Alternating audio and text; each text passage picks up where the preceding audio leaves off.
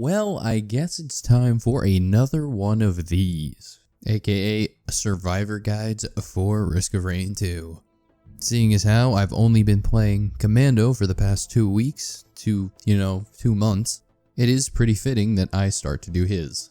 And if you know me, you know that I think the Commando is one of the worst survivors in the game, but that doesn't mean that he has to be completely dookie. He's just dookie in comparison to the other survivors. I'll be breaking this up into nice little digestible chunks, and first we'll be talking about his abilities. But before we get into the abilities, did you know that 96% of you actually aren't subscribed? If you could be so kind, maybe go down there and hit the subscribe button, especially if you like the videos. Every time I do this, the number goes down a little bit, so that makes me feel pretty peepo pog. Anyways, here is the video. For starters, the Commando has his primary double tap. Prior to the Captain coming out, double tap was actually the best M1 when it comes to proccing items. This is because the Commando actually shoots 2 bullets at once, both with a proc coefficient of 1. So in a way, you can actually consider it a 2.0 proc coefficient ability. Double tap does do 2 times 90% damage on each of the bullets, but it has some pretty massive damage fall off. This damage fall off begins at 25 meters and then ends at 60 meters, which at the 60 meters you will lose 50% of the bullet's damage. That's a pretty big deal for a range survivor to lose 50% of its damage just by, being range. And for comparison, the focus crystal, which is basically the melee damage add-on, is 13 meters, which is only 12 meters below the initial damage fall off of the Commando. This means that if you want to actually do full damage with the Commando's double tap, you're probably going to want to be in range. As for the Commando's secondary skills, we have Phase Round and Phase Blast. Phase Round has a 3-second cooldown with a 1.0 proc coefficient and fires a piercing bullet that hits all enemies in a line for 300% damage that also goes through terrain. Phase Round is supposed to be the Commando's way of dealing AoE damage, but it's pretty lackluster and almost nobody goes it. Phase Blast, the alternate secondary skill, has a 3-second cooldown, same as Phase Round, with a proc coefficient of 8 times 0.5 because you're essentially shooting a shotgun at them.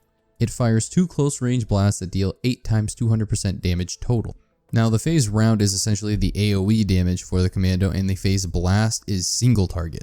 And the Phase Blast is best used when you are actually in range of the enemy, so super close to them, as it is a shotgun blast. A Phase Round kind of sucks because you have to line up the enemies, similar to the Nano Spear if you've ever played Artificer, which makes it pretty difficult to get a lot of damage on multiple targets. Plus, its damage is pretty low, 300% damage only, and the Phase Blast does 8 times 200%, which is a total of 1600%, granted that you need to hit all of the projectiles. So, in other words, Phase Blast is usually superior. The problem being that you actually need to kill a overloading worm as Commando for Phase Blast to actually unlock. But if you do have it unlocked, you should probably choose Phase Blast.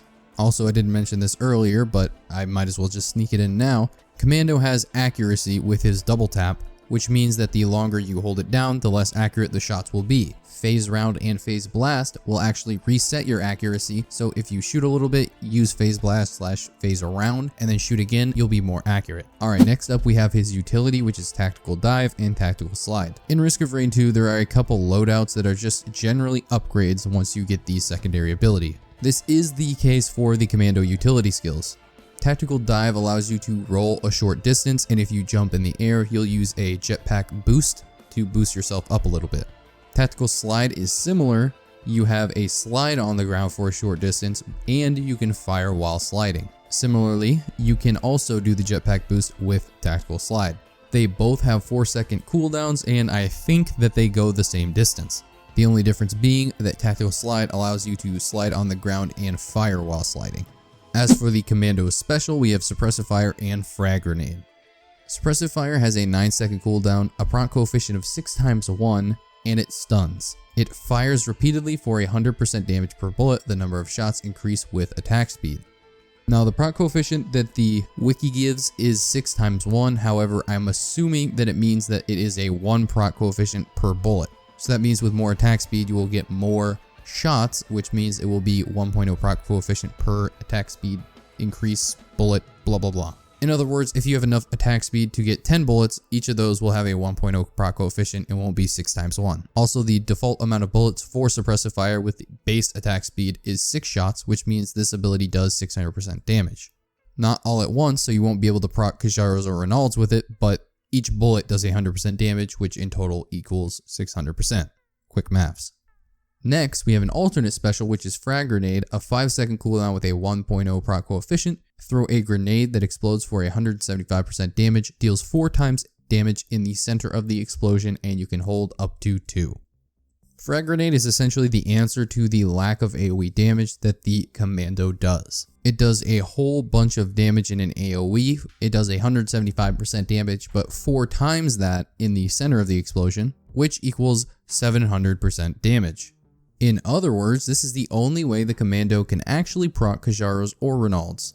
Seeing as how both of those items are pretty busted right now, you probably want to take Frag Grenades. The one problem being that Suppressive Fire actually scales later on, and Frag Grenades does not. So when taking into consideration which one you want to bring, think Suppressive Fire late game, Frag Grenades early game. Also, a couple cool things with Suppressive Fire. Number one, the damage fall off that you get from your double tap, so the 50% damage fall off at 60 meters, is the exact same for Suppressive Fire. So whatever damage fall off you have for double tap, you have for Suppressive Fire.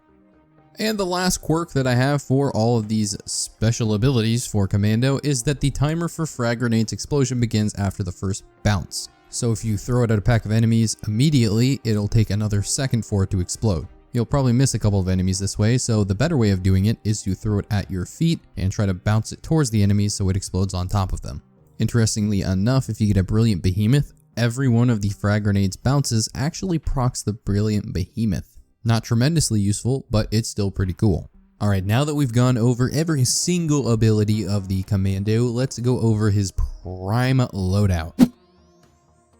Which, speaking of Prime, if you do have a free Twitch Prime, maybe go over to someone called R&D Thursday and use it real quick. I mean, it's just if you have a free one.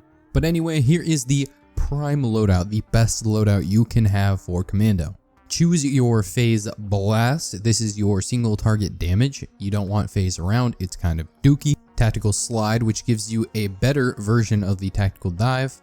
And if I'm being completely honest, get Suppressive Fire over Frag Grenade. The reason being is that Suppressive Fire is way better at applying bleed and scaling later than Frag Grenade. Sure, the Frag Grenade can give you some more Ronalds and Kijaro Bands procs. This is kind of a choice that you can make. The other ones, I don't think there's much choice involved. The other skills are just better. But this one, if you're having trouble AoEing things early game and you need that little bit of a boost, then choose Frag Grenade. But if you feel comfortable dealing with everything else as you go along, choose Suppressive Fire. Now for a brand new segment I'm going to be calling Gameplay Tips.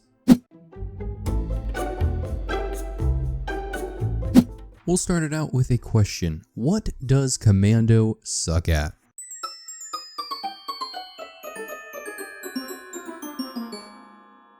Yes, that's right. Everything. With an optimal loadout, you will be putting some band-aids on some of the rougher patches that the Commando has. For example, his single target damage is improved pretty tremendously through the Phase Blast, but you're never going to reach the heights of the other survivors. So with this in mind, there is only really one way of dealing with these stages as Commando. And that is doing the first 1 to 3 stages as quickly as possible. This is because stage 4 and 5 are usually going to be farming stages. This is where you're going to be staying on the map for a pretty long period of time.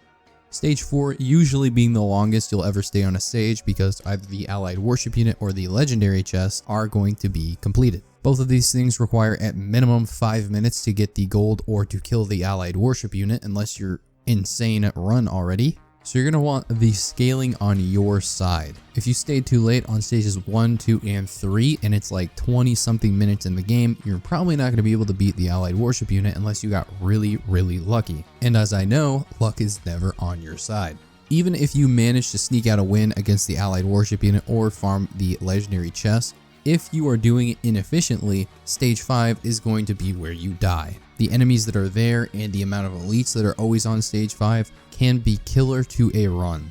Trust me, I've been playing a lot of Eclipse lately on Commando. This is the same strategy I run every single time, and it usually works out pretty well. Don't greed on the first or second stages, and maybe greed on the third one if your run's looking almost perfect. As for Eclipse advice and dealing with Mithrix as the Commando, my advice is generally going to be the same. But instead of actually greeding and staying on stage 4 and 5 for longer, I would say skip stage 4 and 5 and basically just go straight to Mithrix. Obviously pick up any items that you see along the way, but don't go out of your way to farm out an entire map. Mithrix has the insane scaling that Allied Worship Unit and Aurelian Knight used to, and he is way more dangerous than either of them ever were. Just keep in mind that the lower the timer, the higher the chances that you are going to win. Now let's wrap it all up with some items. This is the item guide / item synergy for the Commando. The first item that I would say is pretty much a mandatory for the Commando is Soldier Syringe. There are a couple survivors in the game that don't really go Soldier Syringe because it really doesn't do that much for them. Artificer, I'm looking at you, but a majority of the Commando skills use it. Double tap is a really good proc coefficient ability, and increasing the attack speed allows you to increase the amount that you proc. Suppressive fire actually scales with attack speed, so you definitely want more Soldier Syringes and attack speed if you are going to be going suppressive fire. Backup mag is another good item for the Commando because backup magazine adds 1 stack of your secondary skill, of which Commando has a really good one. Phase Blast is a pretty high damage ability, and having more charges of it is always going to be beneficial. Gasoline is a good AoE item for him, especially early game. When you kill an enemy with gasoline, it burns all enemies nearby for a certain percent. Having 1 or 2 of these early on in the game will basically take care of Commando's AoE issues. Tri-tip dagger is probably the best item in the game right now, so I guess I really should be adding it to this list because this list is usually reserved for only items that are good on certain survivors. And tri-tip dagger is obviously really good on everyone, but Commando is one of the few survivors that can proc it pretty quickly. Every one of his skills has high proc coefficients, and his suppressive fire does really well with bleed if you get enough attack speed on it. Predatory Instincts is another good item to have on the Commando because the Predatory Instincts gives you a hidden 5% critical strike chance and increases your attack speed by 12% up to 3 times. So that means you get an extra 36% with only 1 Predatory Instincts, which increases plus 24% per stack. Ukulele is a great item for him and many other survivors, but again, because Commando has such a high proc coefficient, Ukulele is going to be better on him than most. ATG for the exact reason, although the ATG isn't going to do as much damage as it would on other survivors because the Commando actually has very little damage in his kit. Bunch of pew-pews and not a lot of boom-booms. Will of the Wisp is just an upgraded gasoline, so it's always going to be super good dealing with AoE damage. Sticky Bombs is also pretty good for the extra on hit. And although I probably shouldn't do red items because red items are going to be good on everyone, here's a couple that I think are pretty good on the Commando. Brain Socks allows you to spam your cooldowns whenever you get a kill on an elite monster. This means you could spam suppressive fire as many times as you want within the 4-second duration of the frenzy. This could lead to an extremely high amount of bleeds if you have a bleed or just a lot of attack speed and on-hit procs in general. Sentient Meat Hook is also good as it's basically just a better ukulele, so if ukulele is good on Commando, Sentient Meat Hook is going to be even better. For boss items, we have the Molten Perforator and the Shatter Spleen being really good on the Commando. Shatter Spleen gives you a 5% critical strike chance, and critical strikes bleed enemies for extra damage. Bleeding enemies explode on death for 400% damage plus 15% of their maximum health.